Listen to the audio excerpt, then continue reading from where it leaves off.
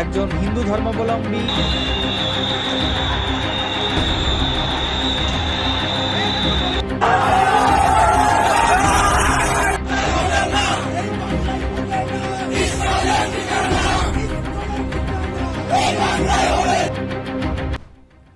बांग्लादेश के मौजूदा हालात काफ़ी संवेदनशील है और यह बात आज खास तौर पर महत्वपूर्ण है क्योंकि बांग्लादेश में अल्पसंख्यक हिंदू समुदाय पर बढ़ते हमलों को लेकर अब बांग्लादेश की मौजूदा यूनस सरकार भी विवादों में घिर चुकी है। जहां बांग्लादेश में अब हिंदुओं के साथ जो कुछ भी हो रहा है इसे देखकर लगता है कि यह राज्य प्रायोजित नरसंहार है, जहां लगभग 4 महीने से हिंदुओं को चुन चुनकर शिकार बनाया जा रहा है, उनको मारा जा रहा है। कितनी हिंदू बेटियों के साथ बलात्कार जैसी घटनाएं, कट्टरवादियों द्वारा हिंदू बेटियों की अस्मिताएं लूटी जा रही हैं, उनके ऊपर अत्याचार रुकने का नाम नहीं ले रहे हैं। जहां एक तरीके से कहा जाता है कि देश की सेनाएं व सुरक्षा बल जब किसी निर्दोष के ऊपर अत्याचार होते देखती है तो उनकी रक्षा के लिए एक ढाल की तरह सामने आती है। लेकिन बांग्लादेश की मौजूदा सरकार के आदेश पर इन सुरक्षा बलों के हाथ भी बांध दिए गए हैं, क्योंकि ऐसे कई मामले सामने आए हैं जहां बांग्लादेश की सुरक्षा बल एक मूक दर्शक की तरह खड़ी रहती है और सामने हिंदुओं के ऊपर कट्टरवादी भीड़ अत्याचार करती है। और ऐसी ही कई रिपोर्ट सामने आई हैं जिनके अनुसार बांग्लादेशी पुलिस ने कट्टरपंथी तत्वों के साथ मिलकर अल्पसंख्यक हिंदू समुदाय के खिलाफ कार्रवाई की है।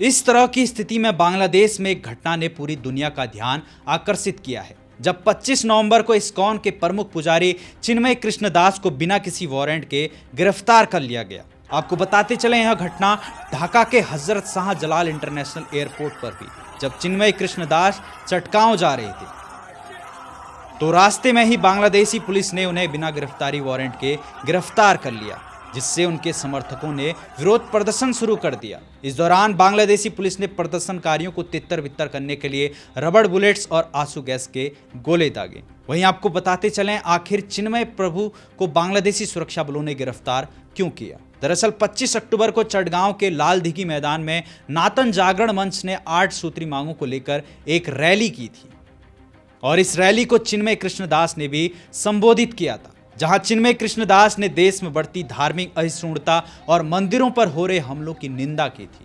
और इस रैली में अल्पसंख्यक समुदाय के अधिकारों की रक्षा के लिए 8 सूत्री मांगें रखी गई थी। इनमें मंदिरों की सुरक्षा, अल्पसंख्यक उत्पीड़न के मामलों में त्वरित सुनवाई और शैक्षिक संस्थानों में धार्मिक प्रथाओं को समायोजित करने जैसी मांगें शामिल थी। वहीं इसी दौरान न्यू मार्केट चौक पर कुछ लोगों ने बांग्लादेश के आज़ादी स्तंभ पर भगवा ध्वज फहरा दिया था और इस ध्वज पर आमी सनातनी लिखा हुआ था।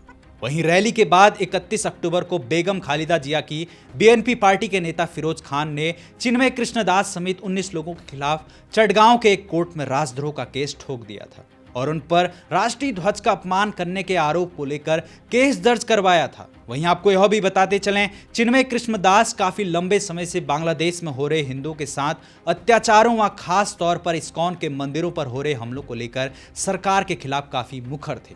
वह बार बार सरकार पर आरोप लगा रहे थे कि सरकार किसी भी हालत में देश में मंदिरों व हिंदुओं पर हो रहे अत्याचारों को लेकर मूक दर्शक बनी है। मौजूदा यूनस सरकार मंदिरों की सुरक्षा व अल्पसंख्यक हिंदुओं की सुरक्षा के लिए कोई भी ठोस कदम नहीं उठा रही है। वहीं आपको यह भी बता दें बांग्लादेश में सैन्य तख्तापलट के दौरान 6 अगस्त को खुलना जिले में एक इस्कॉन मंदिर पर भयानक हमला किया गया था, जहां इस हमले में कट्टरवादियों ने इस्कॉन मंदिर के भगवान जगन्नाथ की मूर्तियों को जलाकर राख कर दिया था। वहीं इसके बाद भी चिन्मय दास ने चटगांव में और अन्य 3 मंदिरों पर खतरे के साथ ही इस मंदिर में हुए हमले को लेकर सरकार को खूब सुनाया था और इसको लेकर भी उन्होंने हिंदुओं को एकजुट होकर अन्य मंदिरों की सुरक्षा के लिए भी आह्वान किया था। इसको लेकर भी चिन्मय दास काफी लंबे समय से बांग्लादेशी सरकार की आंखों में खटक रहे थे और ऐसा माना जा सकता है कि इस कारण भी चिन्मय दास को इस तरीके से गिरफ्तार कर लिया गया। वहीं चिन्मय दास की गिरफ्तारी के बाद भारत सरकार ने भी अपनी प्रतिक्रिया दी है, जहां भारत सरकार ने चिन्मय कृष्णदास की गिरफ्तारी पर चिंता जताते हुए इसे दुर्भाग्यपूर्ण करार दिया है।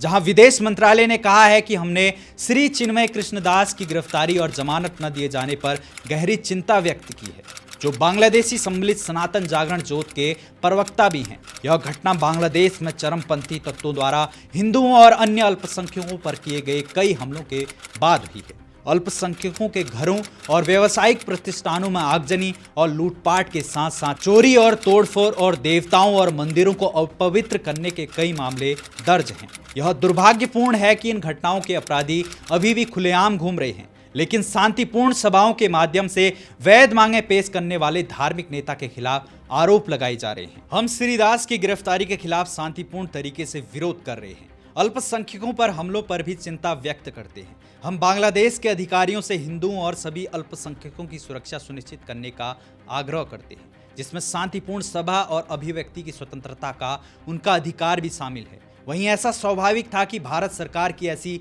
तीखी टिप्पणी के बाद बांग्लादेश की भी टिप्पणी आएगी, और इसी बीच बांग्लादेशी सरकार ने भारतीय विदेश मंत्रालय के बयान को सिरे से खारिज करते हुए इसे बेहद दुखद बताया और कहा कि इस तरह के बयान तथ्यों को गलत तरीके से प्रस्तुत करते हैं।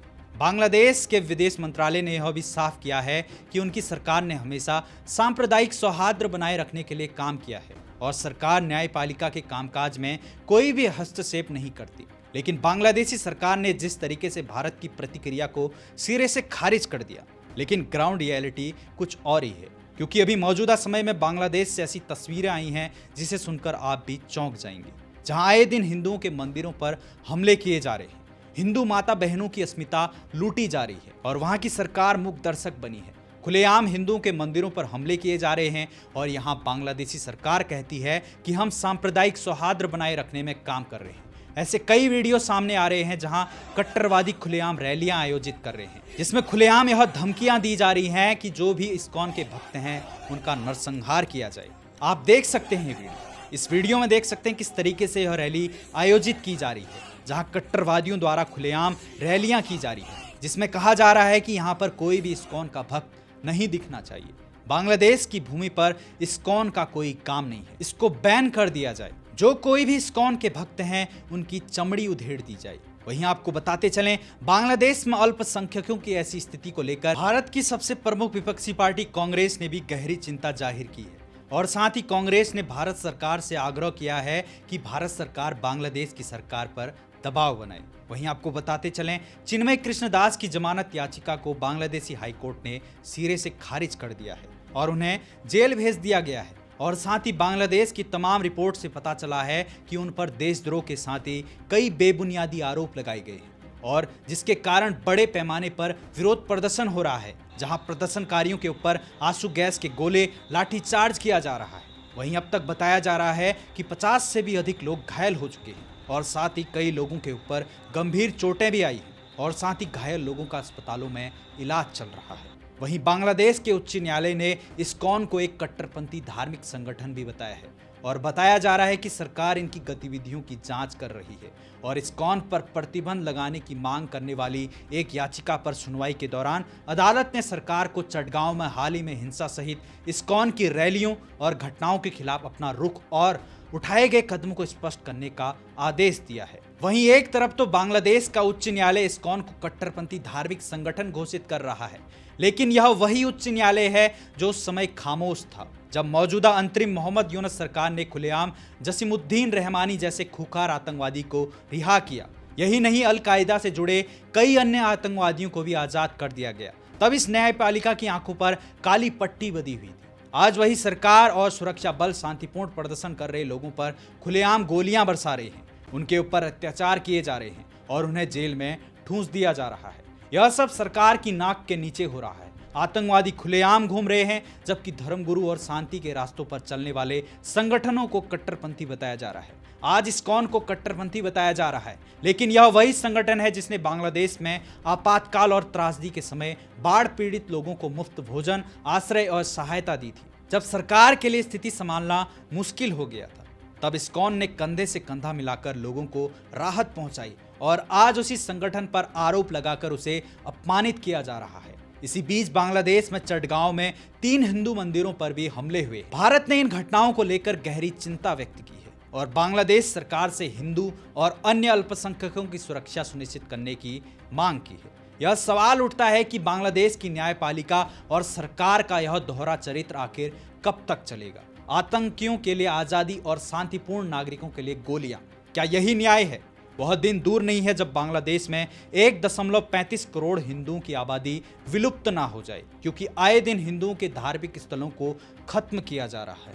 जब हिंदू अल्पसंख्यक सरकार के पास अपनी सुरक्षा की भीख के लिए जाते हैं, उल्टा सुरक्षा बल ही उनके ऊपर अत्याचारपूर्ण रवैया अपनाते हैं। और यह सब कुछ हो रहा है मौजूदा यूनस सरकार के आदेश पर। बांग्लादेश में हिंदू अल्पसंख्यकों पर बढ़ते अत्याचार और मौजूदा मोहम्मद यूनस सरकार की भूमिका पर गंभीर सवाल खड़े हो रहे हैं। चिन्मय कृष्णदास की गिरफ्तारी, इस्कॉन पर लगाए गए कट्टरपंथी आरोप और मंदिरों पर हो रहे हमले बांग्लादेश में बिगड़ते हालात का प्रमाण है। यह स्पष्ट है कि बांग्लादेश की सरकार और न्यायपालिका का रवैया धार्मिक असहिष्णुता को बढ़ावा दे रहा है। आतंकवादियों की रिहाई और शांति के लिए आवाज उठाने वाले संगठनों और व्यक्तियों पर अत्याचार से यह सवाल उठता है कि बांग्लादेश में न्याय और मानवाधिकारों का भविष्य क्या होगा। भारत समेत अंतर्राष्ट्रीय समुदाय को इस स्थिति पर कड़ा रुख अपनाने की जरूरत है। यह आवश्यक है कि बांग्लादेश सरकार न केवल हिंदुओं बल्कि सभी अल्पसंख्यकों के अधिकारों की सुरक्षा सुनिश्चित करे।